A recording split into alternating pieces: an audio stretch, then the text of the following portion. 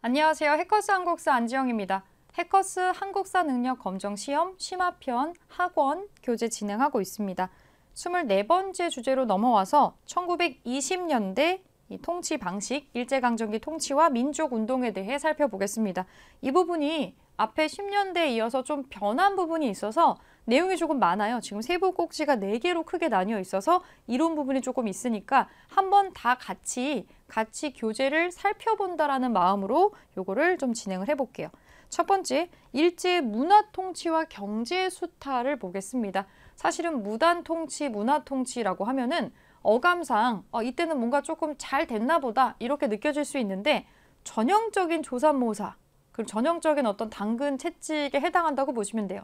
실제로는 뭔가가 나아진 것처럼 보이지만 다른 목적으로 방식을 좀 달리해서 통치를 하려고 했다. 이 정도로만 보시면 되고요. 결코 우리를 봐줬다거나 우리를 위했다거나 그런 거는 아닙니다. 자, 1920년대 문화 통치 어땠는지 보겠습니다. 1920년대를 보통 이제 아울러서 문화 통치 시기라고 하는데 일단 무단 통치가 거의 10년에 가까운 시간 동안에 굉장히 무시무시하게 있었어요. 우리가 1910년에 강제로 나라를 빼앗기고 나서 총과 칼로 무시무시한 통치가 이어지고 일본 깐에는 꾹꾹꾹 누르면서 했는데도 우리가 완전히 정신이 정복이 되지 않았던 거죠.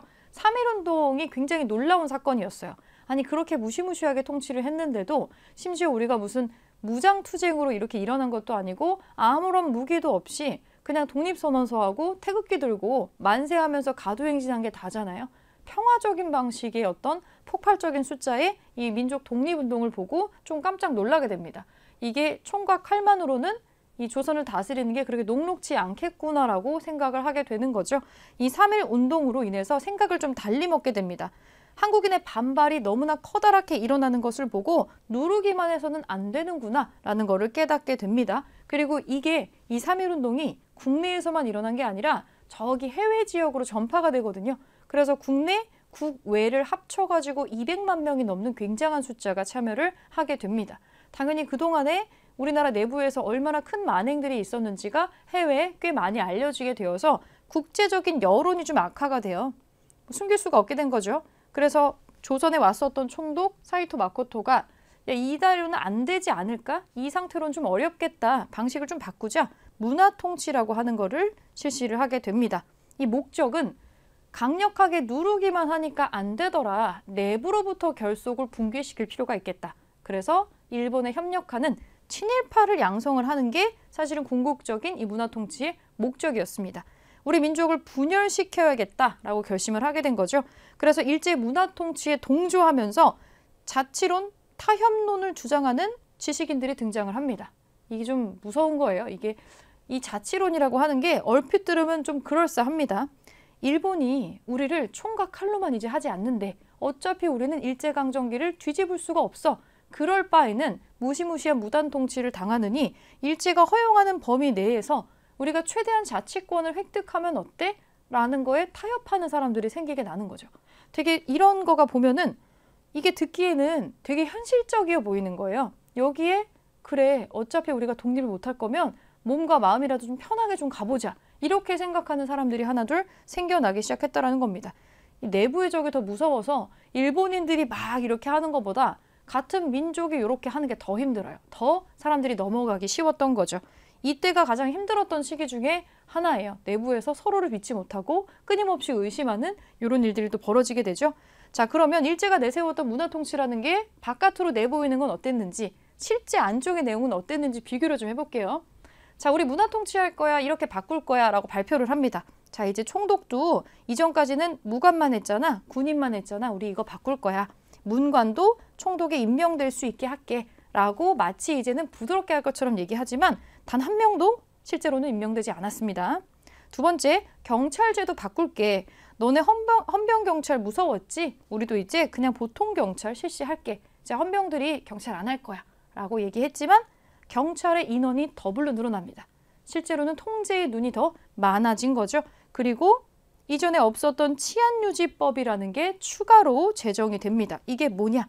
사회주의 운동이나 반정부 반체제 운동, 어쨌거나 본인들이 통치를 하는데 불편하다고 여겨지는 모든 활동을 탄압하기 위해서 치안유지법이라고 하는 새로운 법령을 지정을 하게 되죠. 그래서 조선에서도 실시를 해서 민족해방운동, 사회주의자들을 탄압하는 데 적용이 됩니다. 우리나라 사회주의자들이 그 독립운동을 연결해서 실시를 하거든요. 그거랑 연결되는 활동이 되겠고 요것 때문에 큰 피해를 많이 입죠. 그리고 언론 보겠습니다. 신문 발행할 수 있게 할게 라고 얘기하지만 실상은 발행만 할 수 있었을 뿐 원하는 내용을 전혀 실을 수가 없었죠. 여기 신문 검열, 삭제, 정가는 정지시키는 겁니다. 언론 탄압을 해서 원하는 내용만 신문으로 발행할 수 있게 하니까 이건 언론의 자유를 준 게 아니라 오히려 언론을 통제해서 원하는 정보만 주입시키려고 합니다. 실제 모습은 매우 다르죠. 그리고 지방행정책을 보겠습니다. 도평의회, 부면협의회, 자문기구를 설치를 할게. 그래서 이제는 지방행정에는 그 지역을 잘 아는 한국인들을 참여할 수 있게 할 거야 라고 마치 정말로 조선과 일본이 협력해서 이제는 가겠다라고 하는 것처럼 보이지만 실제는 어때요? 실제는 아무 권한을 가지고 있지 않았어요.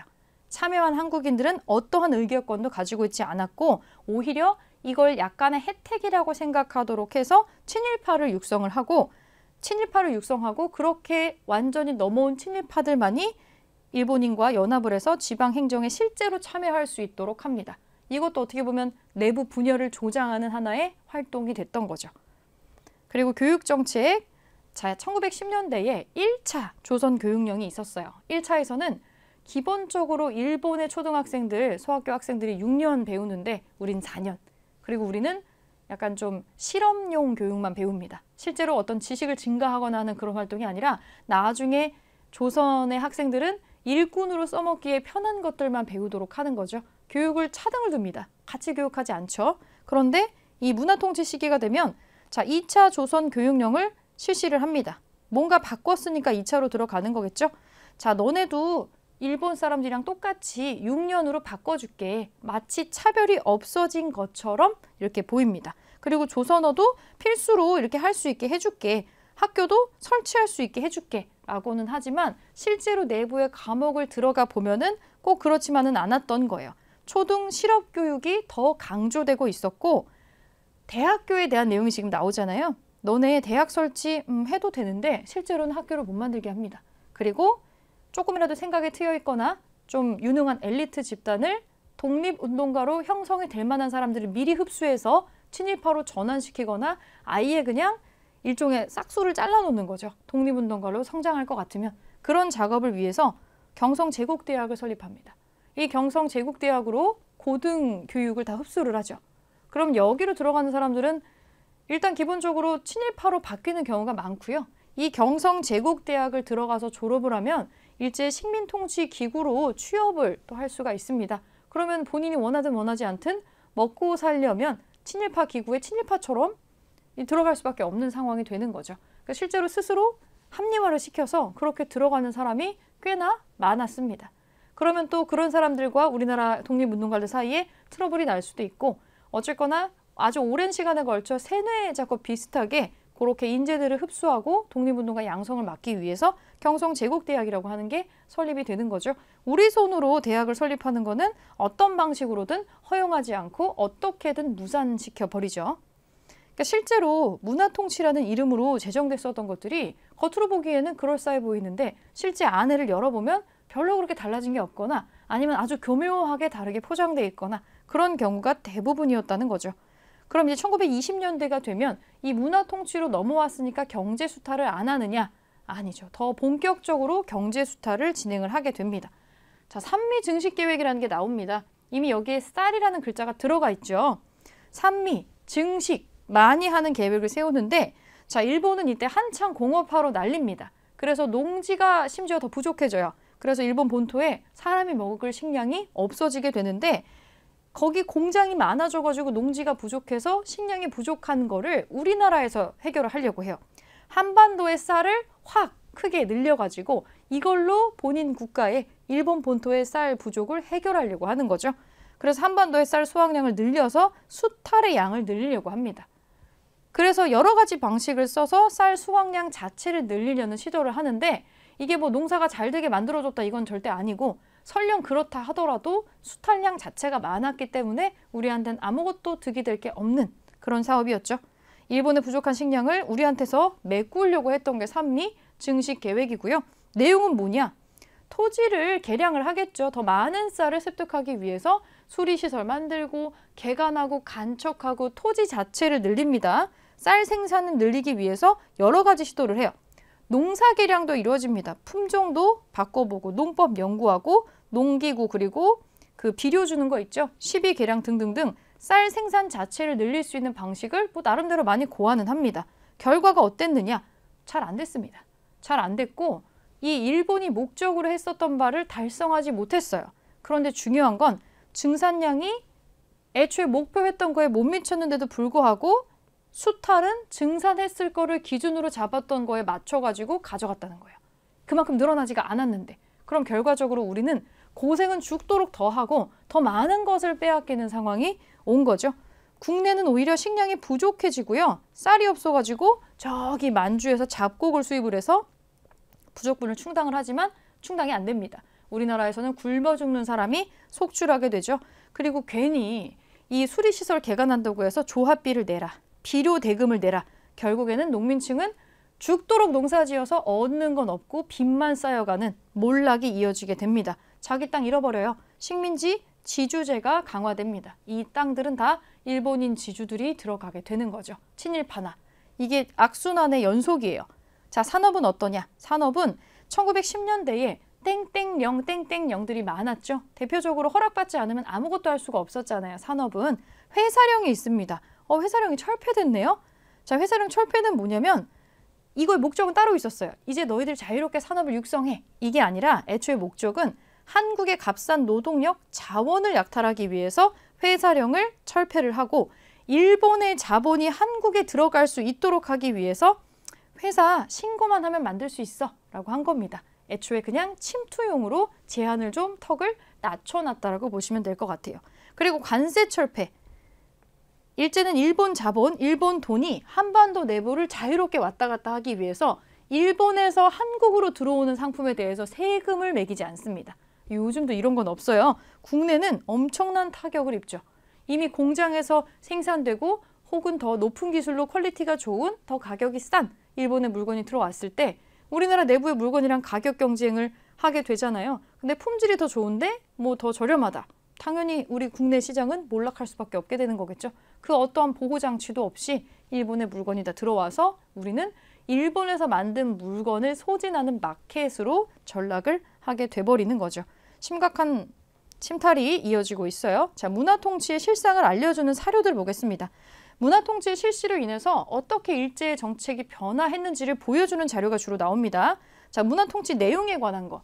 총독 임용의 범위를 확장하고 경찰 제도를 개정하며 총독을 문관도 임명할 거야. 아무도 안 왔었어요. 문관은. 경찰도 이제 헌병이 안 해. 하지만 경찰 양 자체가 늘어났어요. 결국에는 문화통치라고는 하지만 실상 내용은 크게 변하지 않더라 라고 하는 어쨌거나 무단통치에서 문화통치로 변신하는 과정에 이런 걸 발표는 했다라는 거죠. 이런 사료가 나오면 이거 문화통치 시기구나 여러분들이 생각하시면 되고, 자, 행정책이 있습니다. 지방자치를 실시할 거야. 일본인과 조선인 사이의 차별 대우 없앨 거야 라고 말은 하지만 실제 의결권은 없다라고 했었죠. 의결권은 없어요. 조선인 소장층 중에서 유력자를 발탁한다. 그래서 이런 사람들을 발탁을 많이 했다. 사이토 마코토, 조선의 3대 총독이죠. 문화 통치를 실시했었던 장본인입니다. 조선 통치에 대한 본인의 내용을 지금 언급한 거예요. 지방자치라고 하는 게 정말로 자치하게 냅둔다는 게 아닙니다. 친일파를 육성하고 우리 편으로 끌어들이고 감시하고 통제하는 데 목적이 있죠. 참여는 시켰으나 결정권은 없는, 실제 아무 의미가 없는 겁니다. 그러면 그 내부에 들어온 사람들끼리도 조금 더 친일파에 가까운 사람이 있으면 그 사람은 이 친일파 일본인과 같이 연합을 해서 뭐 참여를 한다던가 이런 게 있으니까 오히려 더 적극적으로 친일파가 되려고 노력을 한다든지 이런 내부의 분란이 조장이 됐던 거죠. 자, 경성제국대학 볼게요. 조선 총독의 감독을 받아서 경성제국대학 일반 사무를 담당해서 어쩌고 저쩌고 나오고 있습니다. 경성제국대학, 우리나라가 고등교육 실시를 위해서 1920년대에 너네 대학 세워도 돼 라고 우선 말을 했기 때문에 우리가 모금 활동을 합니다. 뭐 활동을 하냐면 밀립대학 설립 운동을 해요. 우리가 돈을 십시일반 모아서 우리의 엘리트 인재를 양성하기 위해서 우리의 돈으로 대학교를 세우려고 하니까 그러면 이거는 이 학교는 공부만 하는 장소가 아니라 일종의 독립운동의 근거지가 될 수 있단 말이죠. 그걸 막기 위해서 경성제국대학을 잽싸게 만들고 그쪽으로 사람들을 유입을 시키게 되는 거죠. 그런 내용이 지금 나오고 있습니다. 자, 경제 침탈 넘어갈게요. 산미 증식 계획, 이 목적이 뭐냐? 내지 일본 안쪽은 공업화가 너무 심해서 농지도 막 공업지대로 막 바뀌고 있어요. 사람은 공장에서 나오는 기름을 먹는 게 아니잖아요. 일본 내부에서는 심각한 식량 부족에 시달립니다. 그래서 이거의 부족분을 한국에서 충당을 하려고 했던 거죠. 근데 얘네가 가져가려고 하는 쌀의 양이 기본적으로 우리한테 뺏어갔던 것보다 너무 많았던 거예요. 지금 수탈량으로는 택도 없다. 그러면 애초에 쌀 생산량 자체를 늘려보는 건 어떻겠냐? 땅도 좀 많이 발굴을 하고 그리고 이제 농사의 어떤 퀄리티도 조금 올려가지고 수확량 자체를 늘리도록 어떻게 좀 해봐봐. 그래서 이 산미 증식 기획을 했는데 결과적으로는 제대로 안 됐어요. 제대로 안 됐는데 애초에 계획했던 양은 똑같이 뜯어갔기 때문에 굉장히 우리가 심하게 타격을 받고 우리나라 농민층이 되고 몰락하게 되는 어떤 핵심적인 정책이 바로 이 산미 증식 계획이 되겠습니다. 결과가 나오죠. 우리는 쌀이 없어가지고 결국에 만주에서 잡곡을 수입하는데 그마저도 안 돼요. 굶어 죽는 사람이 속출하고 땅 버리고 딴 데로 넘어가는 사람들 되게 많고 일단 땅을 조금이라도 갖고 있었던 사람들은 오히려 빚더미에 시달리게 되죠. 야, 수리시설 확충할 거니까 얼마 내. 비료를 개발했으니까 얼마를 내. 근데 그거 다 내고 비수를 달아놨는데 수확량은 늘지 않았어요. 근데 더 많이 가져갔어요. 나는 1년 동안 죽도록 농사를 지었는데 남은 건 빚뿐입니다. 그러면 스스로 팔 수 있는 거는 그 얼마 안 되는 땅과 본인 스스로밖에 없는 거겠죠. 이러면서 우리나라 농민은 파국에 이르게 되는 거죠. 이런 자료들을 봤을 때 산미 증식 계획은 일본에 철저히 맞춰진 계획이었고 우리나라 농민층은 이것으로 인해서 상당히 많은 몰락을 겪게 된다. 심각한 경제 수탈이 1920년대에 진행되고 있다. 요거를 기억을 해주시면 되겠습니다.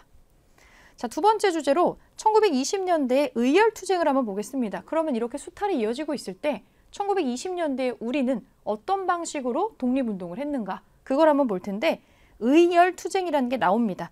의열 그리고 무장투쟁이라는 단어에 주목해서 성격을 좀 보면 되겠네요. 자, 의열단이 있습니다. 의열단장은 김원봉입니다. 예전에는 많이 언급이 안 됐지만 요즘에 많이 나오고 있죠. 의열단 김원봉. 김원봉 유세주를 중심으로 일본의 추격을 피해서 만주 지역에서 조직이 되고요. 목표는 일본의 식민 통치 기관을 파괴한다. 주요 요인을 암살한다. 라는 게 있습니다. 이 식민 통치 기관을 주요 기관을 5개로 좀 설정을 하고요. 7가살이 뭐냐면 주요 요인을 정했어요. 범위를. 여기 볼게요. 참고만 해주세요. 조선총독부, 동양척식 주식회사, 매일신보사, 경찰서, 외적 등등 주요 기관이 있습니다. 행정의 중심이 되는, 정치의 중심이 되는 이 통치 기구들을 다 파괴하겠다라는 목적을 가지고 있었고 일본인 총독 이하의 고관들, 일본 군부의 순회들, 대만 총독, 매국노, 친일파, 밀정, 악덕 지주가 죽여야 되는 7가지 사람들에 속합니다. 밀정. 밀정이 뭘까요? 같은 제목의 영화가 있었죠? 밀정은 스파이죠. 스파이. 조선 사람, 친일파인데 조선인이고 친일파고 독립운동가로 위장해서 독립운동 단체에 들어가 있는 사람을 밀정이라고 합니다. 실제로는 일본인들보다 더 우리나라 사람들을 괴롭혔던 건, 더 괴롭게 하고 더 큰 피해를 입혔던 건 조선인 밀정이었습니다. 같은 민족이 더 무서워요. 이런 내용들이 좀 나오고 있습니다. 그 김구 선생이 대한민국 임시정부에 합류를 했을 때 밀정을 처단하는 역할을 주로 했어요. 아주 중요한 역할이었다고 할 수 있죠. 자, 의열단의 활동 나머지 보겠습니다. 이 의열단의 활동 지침은요. 단재 신치호 선생의 조선혁명선언을 지침서로 삼아요. 신치호 선생이 써준 조선혁명선언이 있습니다. 의열단장 김원봉이 직접 부탁을 했고 그래서 써줬다라고 돼 있어요. 오직 민중의 직접 혁명만으로 독립을 이룰 수 있다. 그러니까 이 활동을 장려하는 내용이 들어가 있는 거죠. 의거 활동 많이 합니다. 실제로 성과가 있었어요. 부산경찰서에다 폭탄 던지고 조선총독부에 폭탄 던지고 자, 박재혁 의사, 김익상 의사, 그리고 종로경찰서에 김상옥 의사가 있습니다. 이건 에피소드가 굉장히 유명하죠. 쌍권총의 김상옥, 조선판 쾌걸조로라고도 불리는 사람인데 종로경찰서가 독립운동가들을 끌고 가서 호들갑 패는 것으로 굉장히 유명한 곳이었어요. 고문하고 막 이런 악질 형사들이 많이 들어가 있는 곳이었는데 이 종로경찰서에 폭탄을 던지죠. 그래서 김상옥을 잡으려고 사람이 혈안이 되어서 생포해라. 생포해서 의열단의 근거지를 색출해라. 이렇게 명령이 내려가게 돼서 이 도망치는 김상옥 의사를 죽이지는 못하고 이 천여 명의 일본 경찰들이 쫓아갔던 겁니다. 지붕을 뛰어다니면서 영화처럼 피해 다녔던 이 김상옥 의사가 갖고 있었던 권총의 총알이 다 소진될 때까지 거의 십수명의 일본인들을 사살을 하고 자기도 총 많이 맞았어요. 그러니까 죽지 않을 정도의 팔다리 같은 데 총을 맞고 뛰어다니다가 빈 어떤 집 창고에 떨어지죠. 그래서 주변을 일본 경찰들이 다 둘러싸고 너 포위됐으니까 나와 이렇게 얘기했는데 그때 이제 김상옥 의사가 늘상 주변 독립운동가 동료들한테 말했던 대로 만약에 내가 만에 하나 뭔가 잡히는 상황이 오게 되면 나는 절대로 생포되지 않을 것이고 자결로서 이제 이걸 지킬 것이다 라고 얘기를 항상 했대요. 혹시라도 신체적인 고문을 당했을 때 자기도 모르게 얘기를 할 수도 있으니까.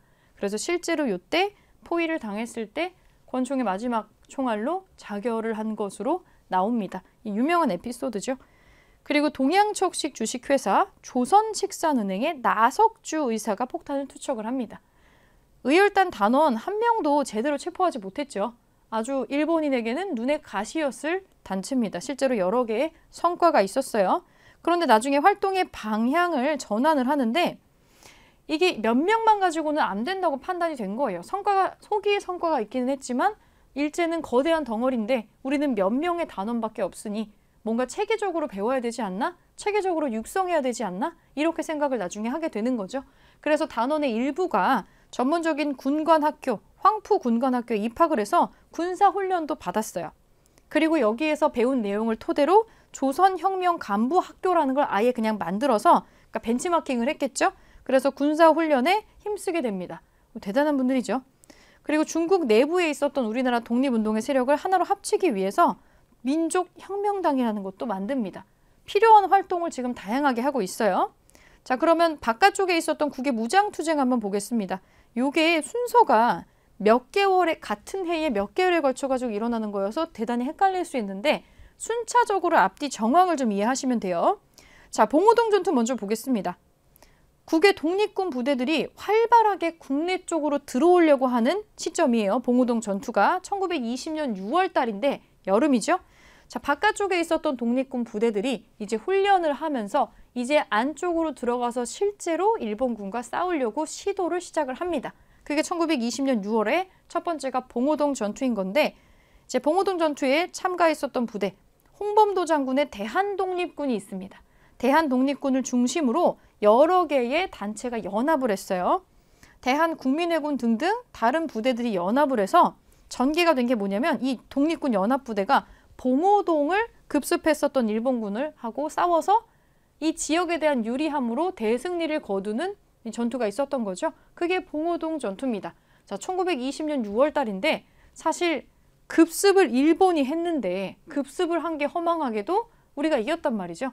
생각보다 우리가 체계적으로 훈련을 하고 있고 덩어리가 크구나라는 걸 일본 군대가 인지를 하게 됩니다. 바로 이제 보복성으로 약이 바짝 올라가지고 쫓아와서 두 번째로 크게 격돌하는 게 청산리 전투가 되겠습니다. 청산리 전투는 청산리 대첩이라고도 하죠. 청산리 전투, 봉오동 전투로부터 약 4개월 뒤에 가을에 일어난 일입니다. 봉오동 전투에 대한 보복을 하기 위해서 만주에 와가지고 소탕을 하려고 했는데 중국이랑 이때 관계가 별로 안 좋아요. 그래서 중국이 거부하니까 한 가지의 사건을 조작을 해서 일본군을 만주에 넣게 됩니다. 훈춘 사건이라는 게 있어요. 옆에 날개에 있죠. 봉오동 전투의 패배에 대한 보복을 위해서 일본군이 중국의 마적단, 도적단과 내통을 해가지고 일본의 관공서를 습격을 합니다. 조작 사건을 하나 만들어내는 거죠. 그래서 이 문제를 해결하기 위해서 안으로 들어간다라는 걸 명분을 대서 만주에 군대를 투입을 하는 데 성공합니다. 자, 여기에 참여했었던 우리나라 부대를 볼게요. 이제는 메인에 나오는 부대가 이름 좀 바뀌죠. 김좌진 장군 잘 아실 겁니다. 북로군정소에 김좌진 장군을 필두로 해서 홍범도 장군에 대한 독립군도 여기 들어가 있어요. 우리가 암기를 할 때 봉오동 전투는 홍범도고 청산리 전투는 김좌진이다. 보통 이렇게 외우는데 그렇진 않아요. 여기 봉오동 전투도 홍범도 부대만 참여한 거는 아니고 청산리 전투도 김좌진의 부대만 들어간 건 아니에요. 전반적으로 반장 역할을 하는 부대는 있었지만 연합부대라는 걸 기억을 해주셔야 되고 홍범도의 부대는 봉오동 전투에서도 청산리 전투에서도 모두 참여를 하고 있습니다. 연합부대입니다. 이 전개가 유명한데 며칠에 걸쳐서 백운평, 완루구 그리고 어랑촌 이 지명을 좀 모시는 게 이 지명이 나올 때가 있어요. 여기에서 싸웠다라는 지도가 나올 때가 있습니다. 그러면 이거 그 무장투쟁의 전투의 일부구나. 이거 청산리 전투구나. 여러분들이 기억을 해주셔야 됩니다. 이 일대가 전부 청산리예요. 여기에서 일본군을 격퇴를 하게 됩니다. 청산리 전투예요. 자, 그러면 봉오동 전투에서도 청산리 전투에서도 우리가 굉장한 승리를 거두게 되네요. 일본이 약이 아주 바짝 올랐겠죠. 일본이 봉오동과 청산리에서의 패배를 이를 빠득빠득 갈면서 보복하고자 일으킨 사건이 있습니다. 청산리 전투 직후고요. 같은 달에 일어난 사건인데 독립군의 근거지를 소탕한다는 목적으로 간도 지역에 그냥 아무런 참여도 하지 않았었던 그냥 한국 사람들, 흩어져 살고 있었던 한국 사람들을 대량 학살합니다. 이건 정말 무차별 학살이었어요. 간도 지역에 퍼져 살고 있었던 한인 사회는 이걸로 완전 멘붕에 빠지게 됩니다. 초토화가 됐고요. 독립군들은 겨우겨우 간도를 탈출을 하게 됩니다. 굉장히 비겁하고 치사한 방식이죠. 군인들과의 어떤 전쟁인데 이 전쟁으로 인해서 아무런 상관이 없었던 일반 조선 사람들, 그냥 아무 죄도 없는 힘없는 사람들을 갖다가 대량 학살하면서 보복을 했던 겁니다. 그게 간도 참변이에요. 청산리 전투 직후에 일어난 일이고 간도 지역의 그 끔찍한 학살의 현장에서 독립군들이 탈출을 합니다. 그리고 저쪽에 러시아랑 중국의 그 경계 지점에 그 밀산부란 데가 있어요. 그쪽에 다시 모여요. 그쪽에 다시 모여서 독립군단을 다시 정비를 합니다. 다시 결성을 하고 자유시라는 장소로 이동을 다시 하게 돼요. 그러니까 우리도 포기를 하지 않았다라는 거예요. 그런데 정말 독한 거는 이제 자유시에서도 뭔가 문제가 생기게 되는데 두 번째가 이제 자유시 참변이에요. 러시아 자유시로 이동한 것까지는 좋은데 독립군 내부에서 약간 분쟁이 일어나요. 근데 또 러시아가 와가지고 어쨌든 러시아 영토니까 야 너네 왜 무장하고 왜 남의 땅에 들어와? 무장 해제해. 라고 요구를 하게 되는 거예요. 러시아 적색군이. 그래서 여기에 우리도 좀 항의하고 반발하는 과정에서 전투가 일어나게 됐고 여기서 소중한 독립군이 희생을 당하게 됩니다. 그러면서 독립군단의 세력이 잠깐 위축되는 시기가 와요. 봉오동 전투, 청산리 전투까지는 괜찮았지만 간도 참변이 있었고 다시 수습해보려고 했는데 자유시 참변이 이어집니다. 이 과정을 머릿속에 기억을 좀 해주시고요. 그러면 우리는 바깥쪽에서 독립운동하는 거 포기한 거냐? 그거는 아니고 다시 정신을 차리고 재정비를 합니다. 자, 그게 3부의 설립과 성립과 통합운동이에요. 3부를 한번 보겠습니다. 1923년에서 1925년 자, 자유시 참변 이후로 우리가 잠깐 흩어졌다가 만주로 다시 돌아와요. 독립군대가 만주로 다시 조금 모여서 자, 독립군들이 산발적으로 조금씩 지금 남아있는 상황이에요. 이거 다시 모아요. 다시 모아서 통합운동을 합니다. 어쨌든 흩어져 있으면 힘을 발휘할 수가 없으니까 통합운동을 추진을 해서 자, 육군 여기 보이죠? 육군주만 참의부, 정의부, 신민부라고 하는 세 개의 부로 다시금 성립이 됩니다. 이게 대단한 점이 이런 끔찍한 일을 겪고 나서 몇 년 안 돼서 우리들끼리 내분도 있었는데도 자, 이걸 정리를 하고 다시 정리를 하는 겁니다. 참의부, 정의부, 신민부 이거 그냥 앞글자만 떼가지고 참정신 이렇게 외우셔도 돼요. 참정신. 그렇게 힘든 일을 겪었는데도 정신을 똑바로 차리고 참정신으로 3부를 다시 만들었다. 이렇게 생각을 하셔도 됩니다.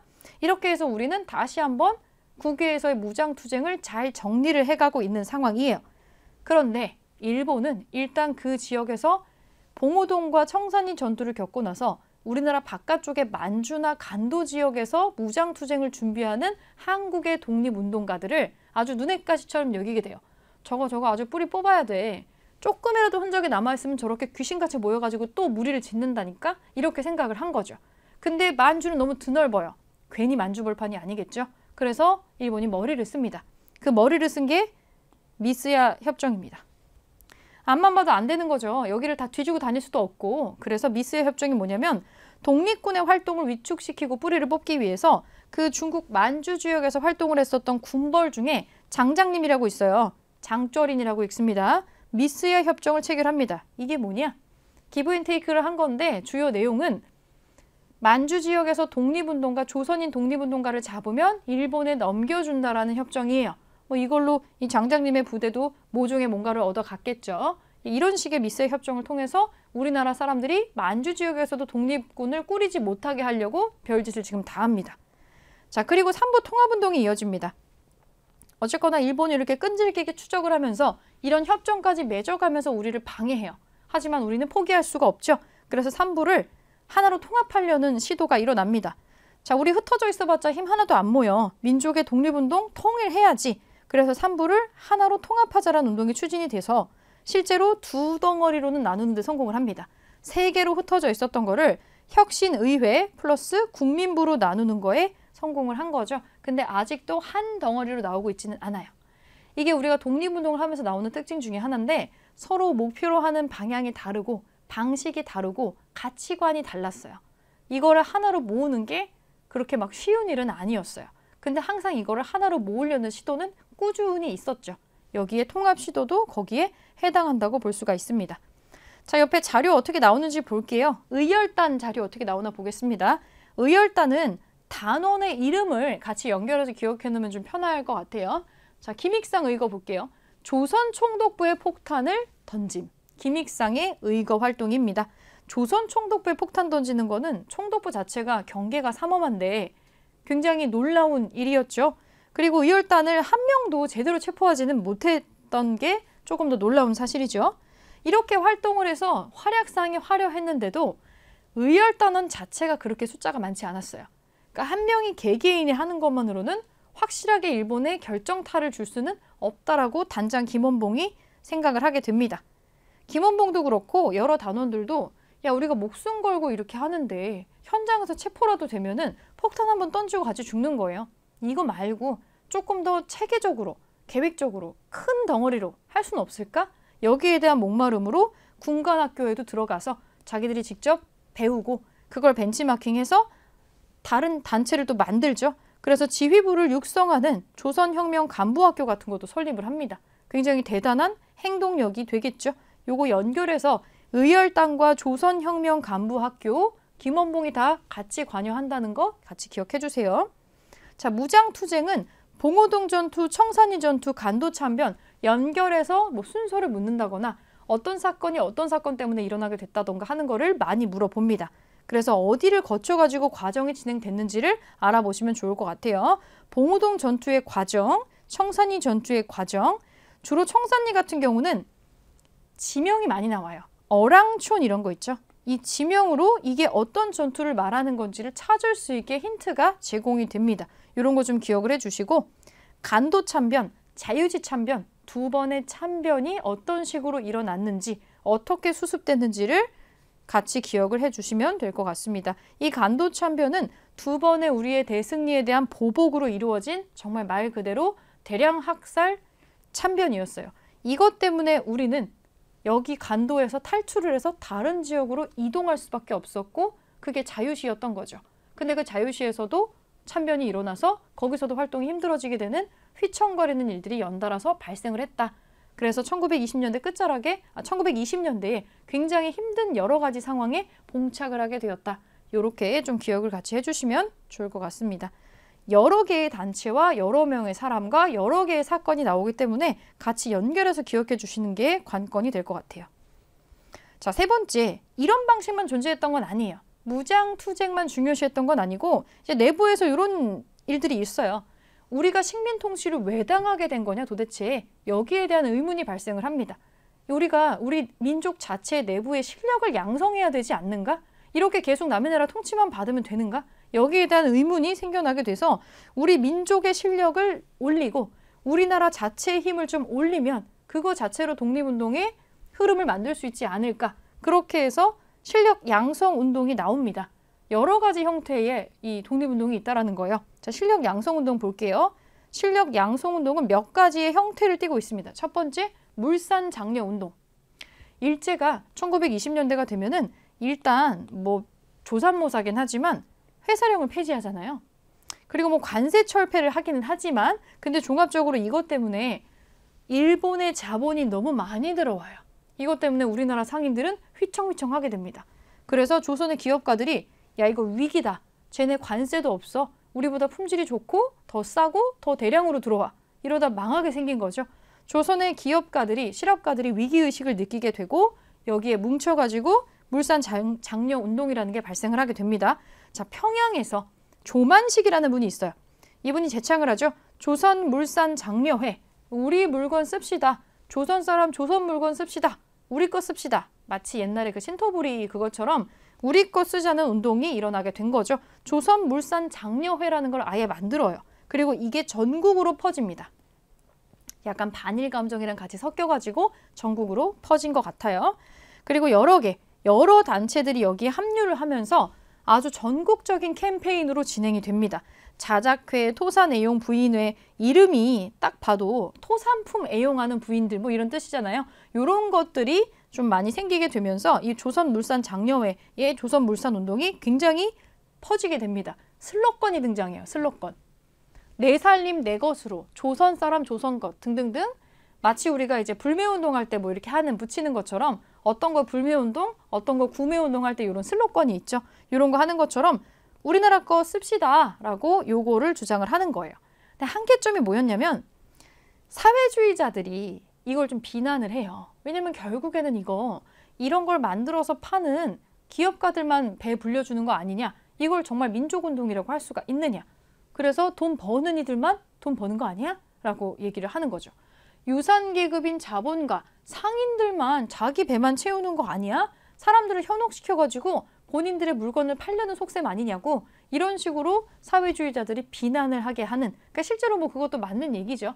이런 결과를 초래하게 됩니다. 이런 비판을 세게 받았어요. 자, 상업 쪽에서는, 경제 쪽에서는 이런 실력 양성 운동에서 물산 장려 운동이 이렇게 일어났고, 밀립대학 설립 운동이라는 게 있었죠. 교육 파트에서. 우리가 힘 모아가지고 우리가 대학교 만들자는 거예요. 제2차 조선교육령이 일단 나오잖아요. 너네 6년 제한으로 해줄게. 너네도 똑같이 일본 학생들 이렇게 하게 해줄게. 그리고 너네도 대학교 세워도 돼. 라고 말은 하지만 진짜 세울 줄은 몰랐겠죠. 여기에 아주 적극적으로 참여를 해서 식민지 차별교육이 우리가 막을 수 있는 수준이 아니다. 우리나라 사람들이 들어가 있는 우리의 학교가 필요하다. 그래서 우리가 대학교를 만들기로 하죠.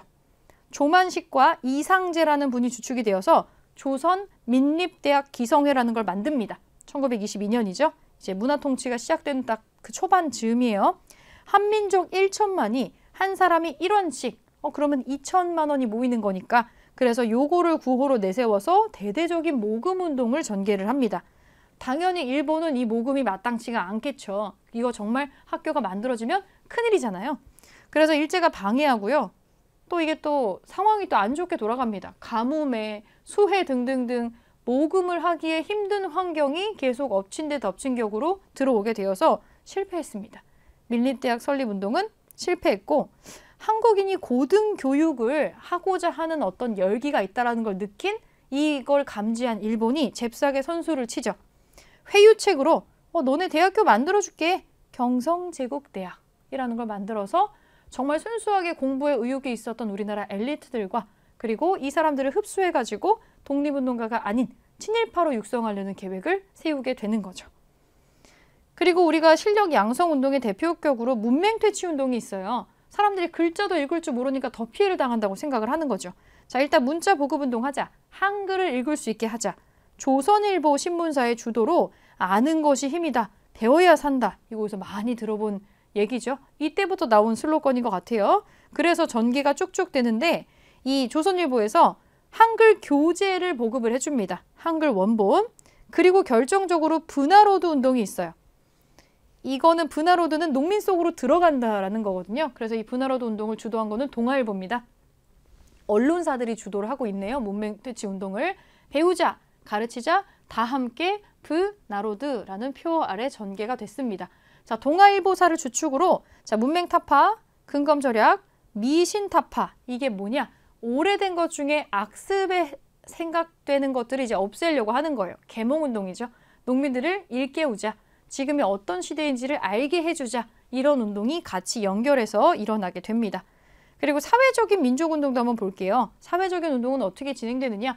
일단 대표적으로 농민운동이 있고요. 노동운동으로 나눠볼 수가 있습니다. 농민운동은 노동자들이 이제 노동권에 눈을 뜨는 과정이에요.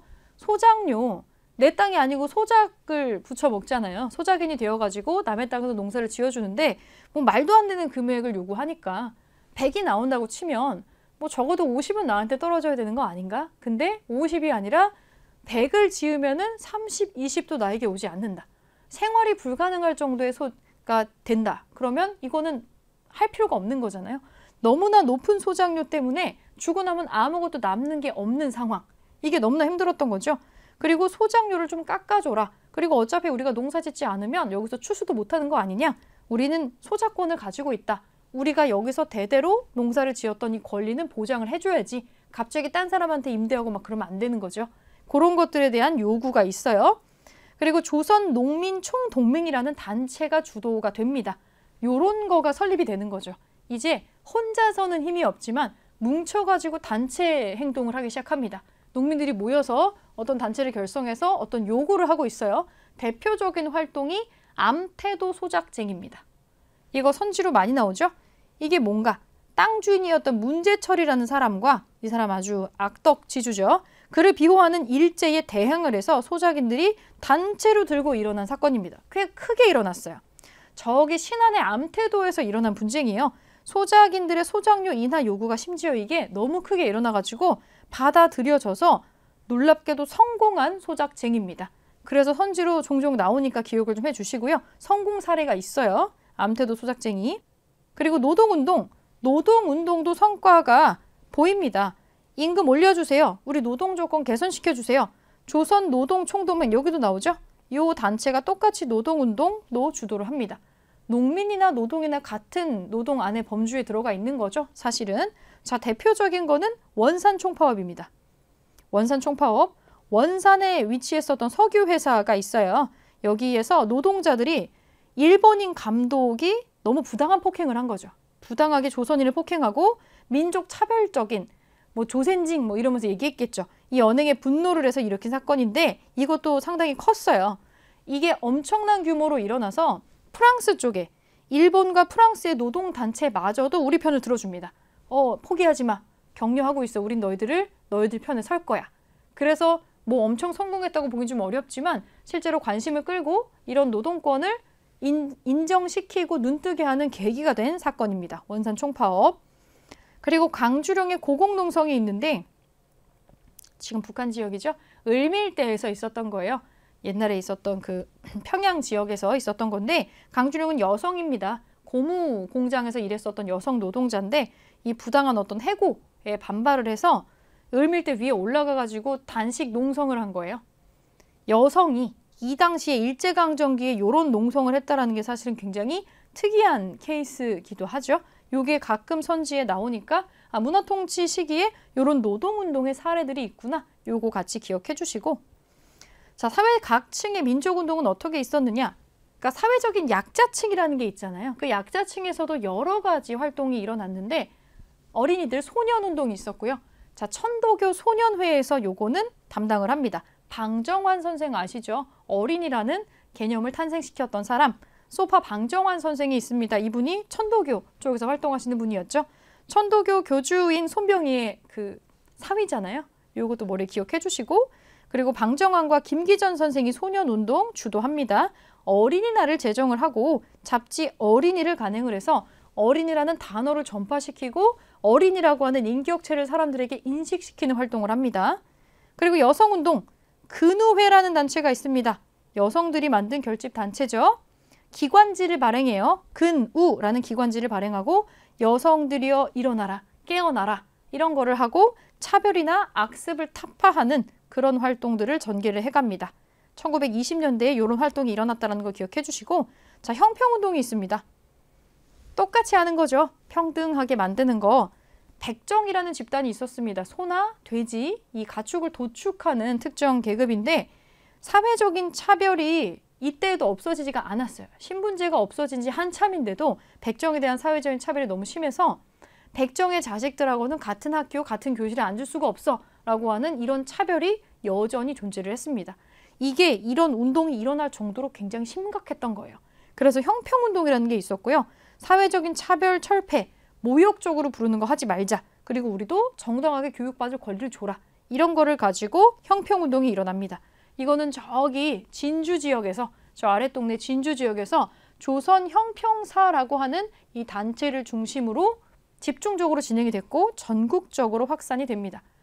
일제강점기였다고 해서 우리가 아무것도 안 한 것이 아니라는 거예요. 그리고 이 활동들은 단순히 독립운동에만 집중되어 있지 않고 사회적으로 옛날 것 중에 안 좋은 거를 개선시켜 나가면서 우리가 발전하려고 하는 근대적인 면모로 넘어가는 어떤 모습, 이런 것들을 상당히 여러 가지 측면에서 보여주고 있는 겁니다. 지금 1920년대의 사회적인 민족운동 부분이 바로 그런 부분을 좀 도드라지게 보여준다고 할 수 있겠죠. 자, 이건 사료가 어떻게 나오느냐? 워낙에 종류가 여러 가지이기 때문에 어떤 사료가 어떤 운동이나 어떤 단체를 가리키는지를 찾아내는 게 관건이겠죠. 자, 물산장려운동. 이번에 당선된 것으로 말하면 2등이 셋, 3등 넷이라는데 그중 한두 가지를 소개하면 아래와 같다. 이거 아마 슬로건 뽑는 거였던 것 같아요. 내 살림 내 것으로, 조선 사람 조선 것으로. 네, 이거 대표적인 물산장려운동의 슬로건이죠. 그래서 이 슬로건을 기억을 해주시면 아, 이게 물산장려운동이구나. 이거를 아실 수가 있을 겁니다. 밑에 밀립대학 설립운동 볼게요. 조선밀립대학 기성회. 이름에서 이미 힌트가 나와 있고요. 만천하 동포에게 밀립대학의 설립을 제창하노니 모두 와서 성원하라 라고 하고 있다라고 합니다. 우리가 조선 사람이 우리의 힘으로 대학을 세우자 라고 하는 운동이었던 거죠.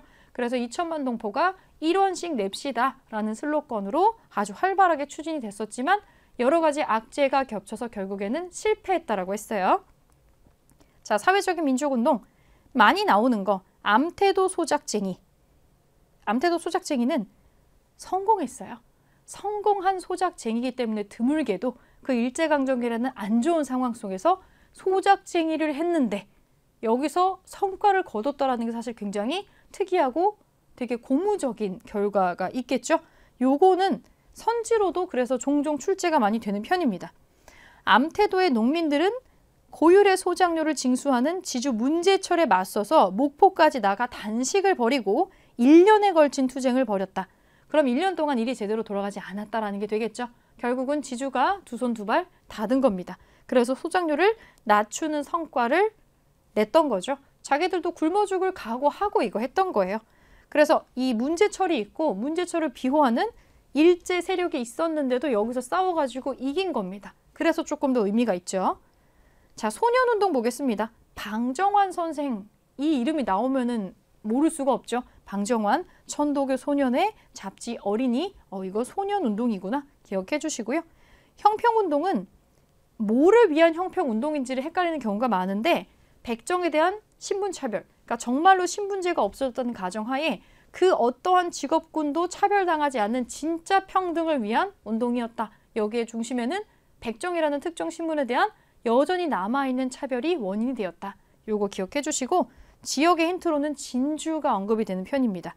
자, 백정이라고 하는 이 모욕적인 호칭을 이제 더 이상 쓰지 맙시다. 그리고 우리에게도 모두에게 똑같이 주는 것 같은 권한을 우리도 이제 다 할 수 있게 해주세요 라고 하는 운동이 진행이 됐다는 거죠. 조선 형평사라는 단체를 중심으로 진주에서 전국으로 확산이 됩니다. 사료 보시고 이렇게 힌트가 되는 단어를 보고 유추를 해주시고 자, 마지막 네 번째 주제입니다. 20년대 뭐가 많죠. 자, 대중투쟁 그리고 민족유일당. 자, 그럼 이렇게 산발적으로 뭔가 운동이 일어나고 있어요. 우리는 이 힘을 어떻게 모으려고 했는가. 그 부분 마지막으로 볼 텐데 자, 60만세 운동 나옵니다. 3.1운동에 이어서 두 번째로 일어났었던 만세운동이죠. 근데 우리 기억 속에는 3.1운동만큼 강렬하게 남아있지가 않습니다. 왜냐하면 이 60만세 운동은 뭐 결과만 놓고 보면 3.1운동도 실패고 60만세 운동도 실패인데 둘이 규모 차이가 너무 났어요.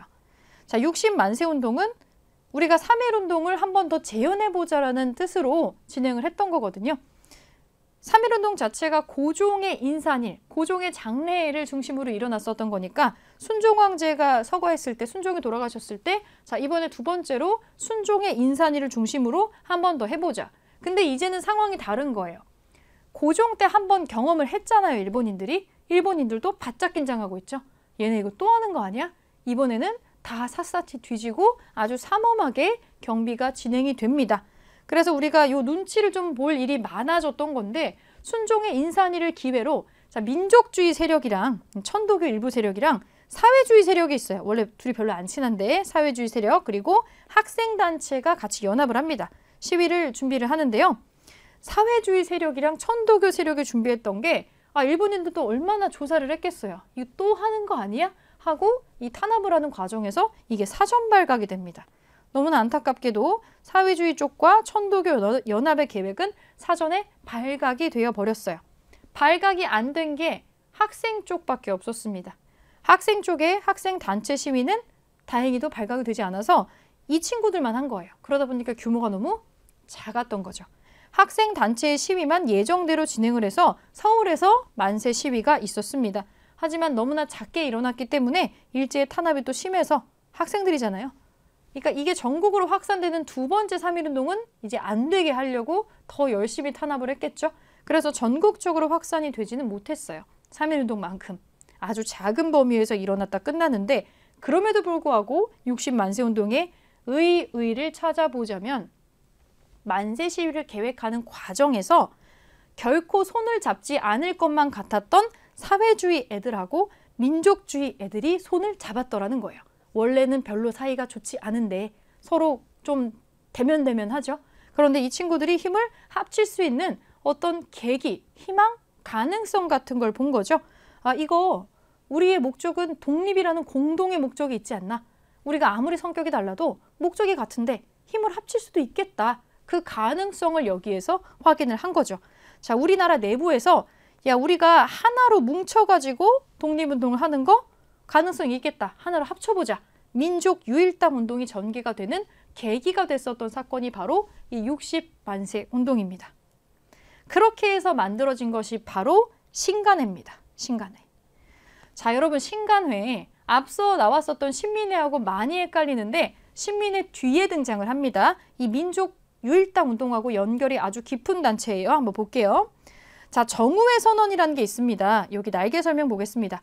사회주의 계열 쪽의 단체예요. 정우회가. 뭐라고 발표를 했냐면 우리는 이번 사건의 일련의 사건을 겪으면서 느낀 바가 있는데 비타협적인 민족주의 세력하고는 우리가 힘을 합칠 수 있을 것 같아. 그러니까 자기들만큼 강력하진 않지만 일제랑 뭐 타협하지 않겠다라는 어떤 소정의 목적과 의지를 보여주는 어떤 민족주의 세력이라면 뭐 우리도 같이 손잡고 갈 수 있을 것 같아 라고 가능성을 던진 거죠. 그게 정우회 선언입니다. 그래서 이 정우회 선언 이후에 비타협적인 민족주의 세력이랑 사회주의 세력이 연합을 해가지고 만든 게 신간회입니다. 그럼 강령은 뭐냐? 우리 민족의 정치적, 경제적, 사회적인 각성 그리고 민족이 하나로 모이는 거 기회주의자를 배격하는 겁니다. 1920년대의 가장 큰 문제가 뭐예요? 문화통치라는 미명하에 여기에 연합하는 한국인들이 생기는 거죠. 친일파가 양성되는 겁니다. 내부의 분열을 조장하고 있어요. 이거를 막기 위해서 사실은 자치를 허용해주면 그냥 그 허용 범위 안에서 잘 먹고 잘 살면 되잖아 라는 친일파들이 육성이 되고 있단 말이죠. 이걸 타협한다고 보는 거예요. 사회주의 세력들이 이걸 극렬하게 반대를 했습니다. 그래서 만약에 민족주의 세력 중에서도 저렇게 친일파들처럼 자치론이니 뭐니 이상한 소리 안 한다면 비타협적인 거를 주장할 수 있다면 우리는 너네랑 손 잡을 수 있어. 이렇게 얘기를 한 거죠. 그렇게 해가지고 그런 친구들끼리 모여가지고 일종의 민족 완전한 형태는 아니지만 민족 유일당 형태의 하나로 합쳐진 신간회가 생겨나게 되는 겁니다. 활동이 여러 가지가 있는데 대표적으로 맨날 나오는 게 광주 학생 항일운동이 있어요. 그 통학 열차에서 일어났었던 한국과 일본 학생들 간의 충돌인데 여기에 진상조사단을 파견을 하고 이거랑 관련해서 민중대회를 준비한 이 활동이 있었습니다.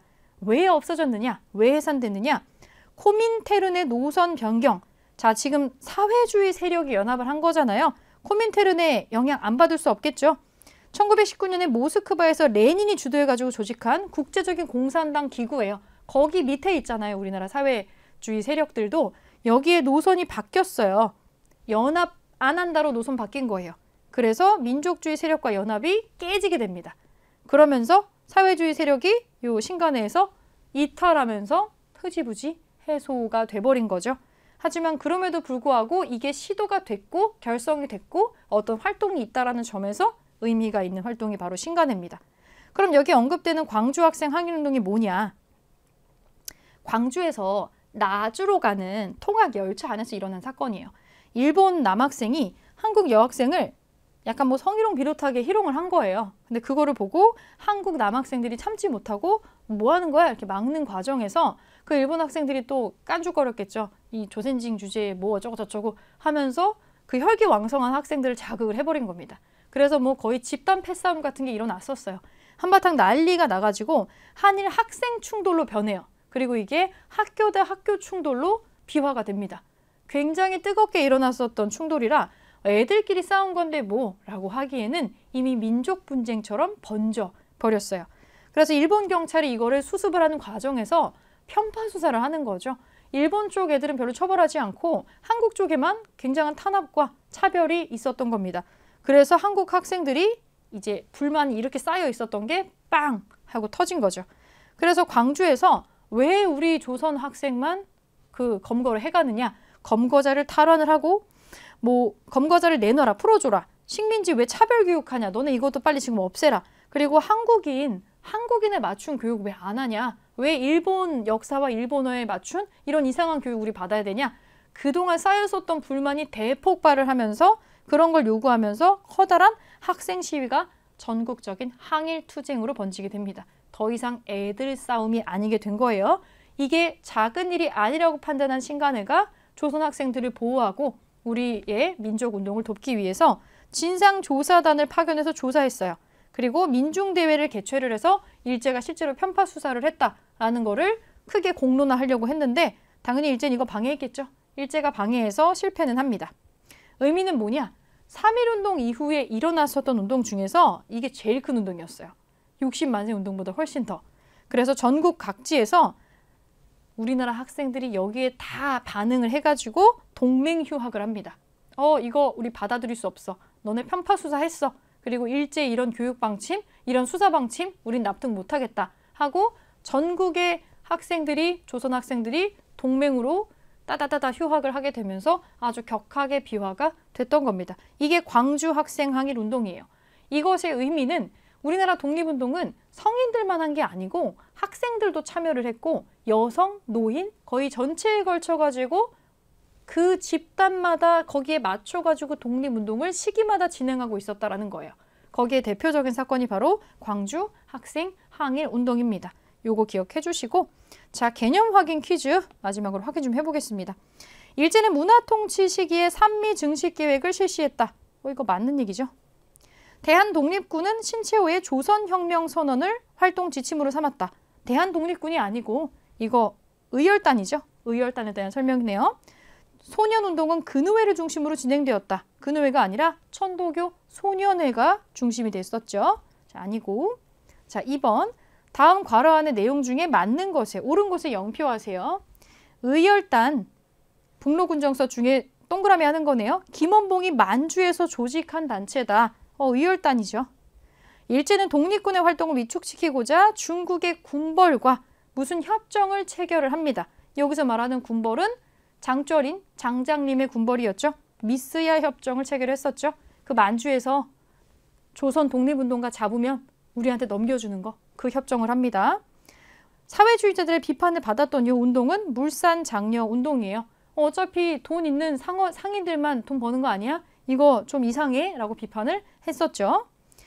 자, 어떻게 사회로 나오는지 보겠습니다. 60만세 운동, 순종의 인산일, 이거 나오면 뭐 60만세 운동이죠. 결정적인 힌트가 되는 거 찾아주시면 됩니다. 자, 신간회, 이 너무 중요한 단체인데 시민이랑 헷갈리지 않게 조심하시고요. 좌우가 합쳐가지고 뭔가 하려던 시도입니다. 좌우 합작이죠. 민족 유일당 운동 중에 하나입니다. 자, 여기 좌우가 합쳐가지고, 그러니까 사회주의 세력과 일부 민족주의 세력의 힘을 합쳐가지고 신간회가 등장을 했다. 이 부분을 집중해서 좀 기억해 주시고요. 가장 크게 일어났었던 3.1운동 이후에 전국에서 일어났었던 가장 큰 민족운동 중에 하나입니다. 광주 학생 항일운동. 저게 많이 나와요. 요거는 사진도 많이 나오는데 그 학생의 날 기념 우표 자료가 있어요. 그런 거가 나오면서 요거가 나오면 한일 학생 간의 충돌이다. 그러면 광주 학생 항일 운동입니다. 광주에서 일어났고 전국으로 확산되었다라고 하는 걸로 상당히 규모가 있는 학생들이 주축이 된 일종의 민족 독립운동 중에 하나였다라고 생각을 해주시면 되겠습니다. 자, 마지막 퀴즈 문제 보겠습니다. 문화통치 시기 일제의 정책 맞는 거 골라볼게요. 문화통치입니다. 1920년대. 회사령이 적용되는 것은 1910년대죠. 이거 2번입니다. 도평의회, 부면협의회를 설치를 해서 뭐 일종의 조선인 자문단 같은 거를 뽑기는 했지만 실제 의결권은 없었다. 그런 게 있었죠. 자, 2번 청산리 전투 이후의 사실은 봉오동 전투, 청산리 전투 일단 다 이겼잖아요. 여기에 대한 보복성 어떤 활동이 있었죠. 참변이 일어났었습니다. 간도 참변이 일어나고 나서 우리가 근거지를 간도가 아니라 자유시로 이동을 하게 되죠. 자, 2번입니다. 독립군이 자유시로 이동했다. 남한 대토벌 작전은 일제강점기가 되기 직전에 일어나는 일이었습니다. 시기적으로 맞지 않죠? 자, 밀립대학 설립운동에 대한 설명. 통감부의 방해와 탄압으로 실패하였다. 이거 통감부가 방해한 거는 중요한 건 통감부죠. 통감 뒤에 설치되는 게 총독부거든요. 통감부라고 하는 건 일제강점기 되기 직전에 있었던 겁니다. 이거는 우리 국채보상운동이라고 배웠었어요. 그게 이제 통감부가 방해해가지고 실패를 했었던 거죠. 조만식 이상제가 주도로 실시했었던 게 밀립대학 설립운동입니다. 2천만 동포가 일원씩 내가지고 우리 학교 만듭시다 했었던 운동이었죠. 2번. 자, 마지막 4번. 광주 학생 항일운동에 대한 설명은 신간으로부터 진상조사단이 파견되었다. 1번이 답이죠. 요거 파견도 하고 민중대회 같은 거 준비했지만 실제로 진행되지는 못했죠. 자, 동아일보의 적극적인 지원을 받아서 진행된 거는 일종의 문맹퇴치 운동 중에 하나였던 브나로드 운동이 있었습니다. 이렇게 1번으로 정답을 찾아주시고, 자, 그러면 지금 우리가 크게 4덩어리로 1920년대를 살펴봤습니다. 이제 다음 시간에는 요거의 내용을 적용한 기출문제를 한번 풀어보도록 하겠습니다.